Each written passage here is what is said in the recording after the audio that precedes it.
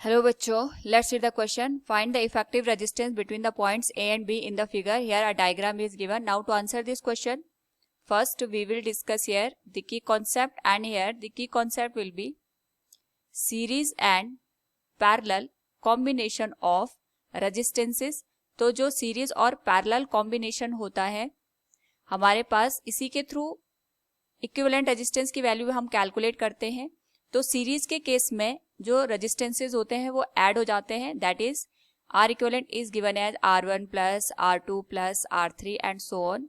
और पैरेलल के केस में यहाँ पे जो इक्विवेलेंट रेजिस्टेंस होता है we can calculate, it will be 1/R1 plus 1/R2 plus 1/R3 and so on.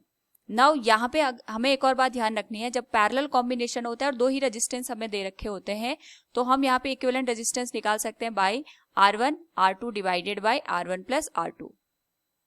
Now according to the question हमारे पास यहाँ पे A और B के अक्रॉस हमसे इक्विवेलेंट रेजिस्टेंस की वैल्यू पूछी गई है.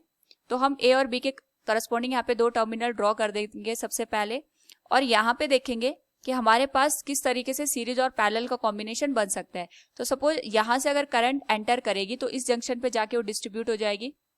यहाँ I1 जाएगी, यहाँ I2, यहाँ I3 करंट हमारे पास फ्लो करेगी. तो इसके करस्पॉन्डिंग अगर हम देखें, ये मैंने I1 मान लिया, ये I2, और यहाँ पे जो करंट की वैल्यू होगी that will B I3.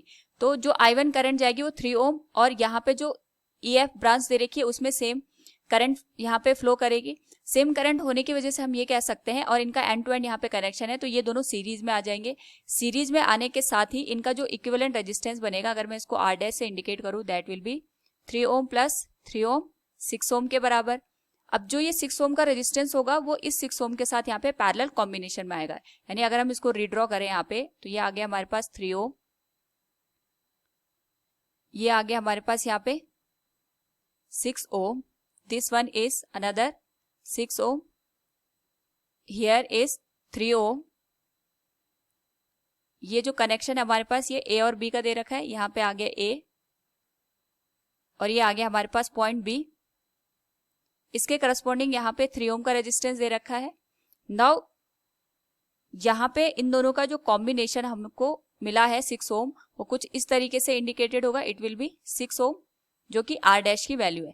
Now यहाँ पे अगर हम देखें तो ये दोनों पैरेलल में कनेक्टेड है, तो क्योंकि यहाँ पे पैरेलल में कनेक्ट है तो इनका जो इक्विवेलेंट बनेगा that will be 6 × 6 divided by 6 + 6, ये हो जाएगा 36 divided by 12, that will become 3 Om.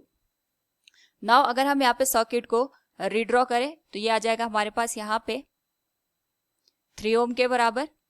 Here it is also given as 3 ohm, ये आ गया हमारे पास 6 ओम के बराबर. Here it is also given as 6 ओम. यहाँ पे ये रेजिस्टेंस दे रखा है 3 ओम, ये A पॉइंट है और इसके करस्पॉन्डिंग यहाँ पे B पॉइंट है. ये आ गया हमारे पास अगेन 3 ओम के बराबर, और यहाँ पे जो रेजिस्टेंस दे रखा है ये 3 ओम को इंडिकेट कर रहा है. नाउ यहाँ पे अगेन अगर हम ऑब्जर्व करें तो this one 3 ohm, this one 3 ohm, ये दोनों सीरीज में आएंगे, और अगेन यहाँ पे जो इनका कॉम्बिनेशन बनेगा वो इस रेजिस्टेंस के साथ पैरेलल में बनेगा. So we can write it will be R1. अगर मैं इसको नाम दे दूं तो ये दोनों सीरीज में आ जाएंगे 3 ओम प्लस 3 ओम, ये बन जाएगा हमारे पास 6 ओम के बराबर. अगर इसको रीड्रॉ करें तो ये कुछ इस तरीके से दिखेगा हमारे पास.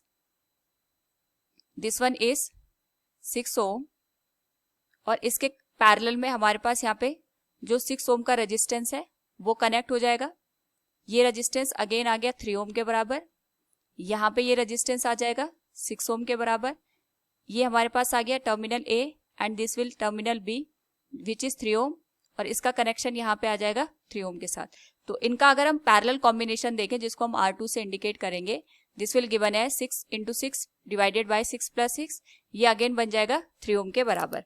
नाउ अगर हम इस होल सर्किट को यहाँ पे सॉल्व करें, this will also become 3 ohm, ये 3 ओम बन गया.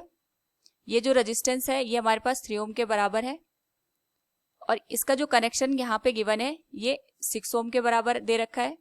ये टर्मिनल हमारे पास A है, ये टर्मिनल B है, और इसके भी जो रेजिस्टेंस है वो 3 ओम के बराबर है. Again this one is given as 3 ohm. Now यहाँ पे again we can see these two will be in series और इनका जो कॉम्बिनेशन है वो यहाँ पे पैरेलल में आ जाएगा. So we can write this will be given as, इसको मैं R3 से इंडिकेट कर देती हूँ, 3 ohm plus 3 ohm, this will become 6 ohm. तो जो हमारे पास कॉम्बिनेशन है कुछ इस तरीके से बनेगा. ये आ गया 3 ओम, ये बन गया हमारे पास 6 ओम, और इसका यहाँ पे पैरेलल कॉम्बिनेशन बनेगा 6 ओम के साथ. यहाँ पे अगर हम इस रेजिस्टेंस को कनेक्ट कर दें तो ये 3 ओम बन जाएगा and this will be terminal A and this will be terminal B. Again ये दोनों पैरेलल में है तो हमारे पास जो इक्विवेलेंट रेजिस्टेंस बनेगा that will be 6 × 6 divided by 6 + 6, that will become 3 ohm. Now यहाँ पे अगर हम इनको सिंप्लीफाई करके रीड्रॉ करें तो ये सर्किट कुछ इस तरीके से दिखेगा. This will be 3 ohm, this will be 3 ohm and again यहाँ पे हमारे पास 3 ओम का रेजिस्टेंस कनेक्ट है. It is terminal A and it is terminal B. Now यहाँ पे जो 3 ओम और 3 ओम है ये दोनों सीरीज में आ जाएंगे, जिसको हम यहाँ पे R5 से इंडिकेट कर सकते हैं. That will be 3 ohm plus 3 ohm which will become 6 ohm. और यहाँ से अगर हम इसको रीड्रॉ करें तो ये कुछ इस तरीके से दिखेगा. ये 3 ओम आ गया, यहाँ पे हमारे पास ये बनेगा 6 ओम और ये बनेगा टर्मिनल ए और ये बनेगा टर्मिनल बी. नाउ यहाँ से हम देख सकते हैं जो R इक्विवेलेंट बनेगा that will be the parallel combination of both. That will be 6 × 3 divided by 6 + 3, ये बन जाएगा 18 divided by 9, that will become 2 ohm. तो ये हमारे पास इक्विवेलेंट रेजिस्टेंस बन जाएगा. So from the given question the effective resistance between the point A and B is 2 ohm. Hope all you understood it. Thank you and best of luck.